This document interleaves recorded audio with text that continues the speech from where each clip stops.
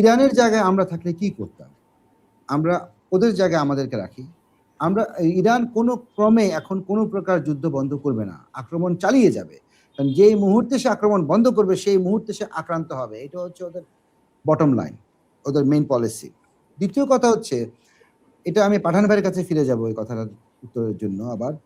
এই যে পাঠান ভাই, আপনি ভালো মতোই জানেন যে ডোনাল্ড ট্রাম্প এবং ওনার আশেপাশে যারা আছে তার হাতে সবার they have the nuclear football. You are very much aware nuclear ফুটবলটা কি।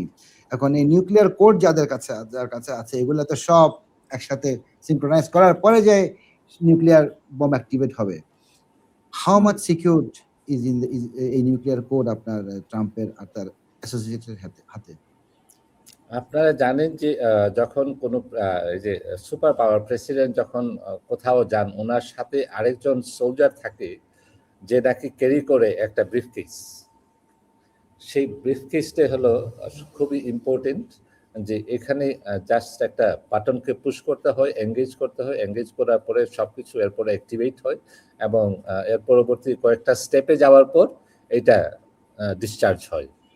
তো আমার মনে হয় না এই ধরনের কোনো কিছু আমরা এই বিশ্বে আমরা দেখতে চাই না।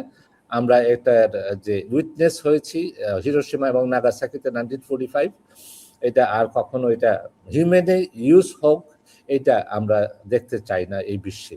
এই সিভিলাইজ ওয়ার্ল্ডে আনসিভিলাইজ অ্যাক্ট হোক, এটা আমরা আশা করি কোনো সুপার পাওয়ারই বা যারা অ্যাটমিক পাওয়ার শক্তিশালী হয়েছে তাদের থেকে এ ধরনের অ্যাক্ট আমরা আশা করি না এবং ভবিষ্যতেও দেখতে চাই না, বিকজ ইটস এ ইনহিউম্যানিটি।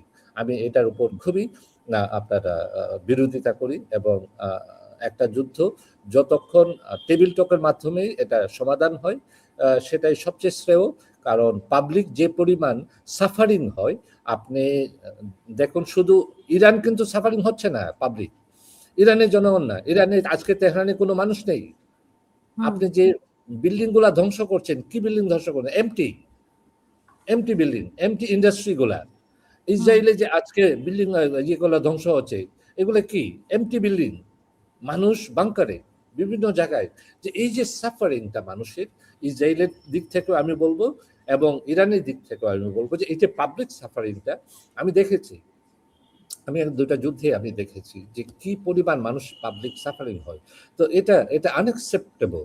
হ্যাঁ, এটা হিউম্যানিটি, অ্যানাদার ইনহিউম্যানিটি অ্যাক্ট, যে যুদ্ধে যাওয়া, কয়েকজন পরাশক্তির আপনার মারামারি, কিন্তু সাফারিং হয় পাবলিক। এটাকে আমরা খুব সহজ ভাষায় বলি কি, collateral damage.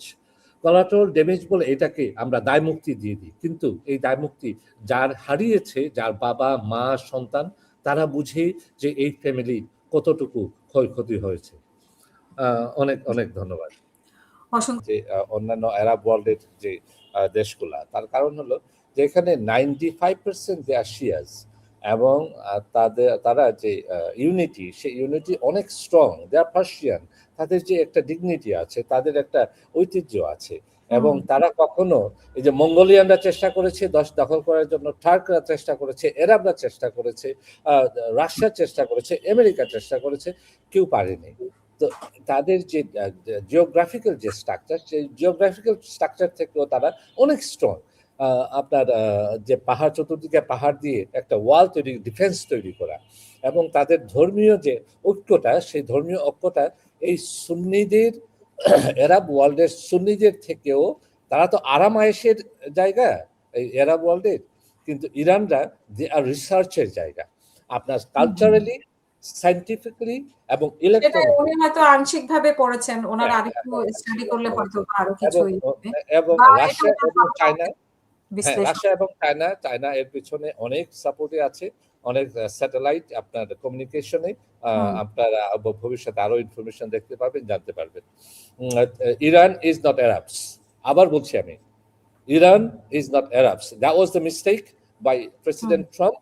He took the decision, যে এমন একটা ডিসিশন নিয়েছেন উনি, দ্যাট প্রিমেচুর ইনফরমেশন ওনার হাতে দেওয়া হয়েছে এবং দুজন লিডার এই ডিসিশনে যে যুদ্ধটা শুরু করেছেন, সেই যুদ্ধটা একটা প্রিমেচুর ওয়ার ছিল আমি মনে করি।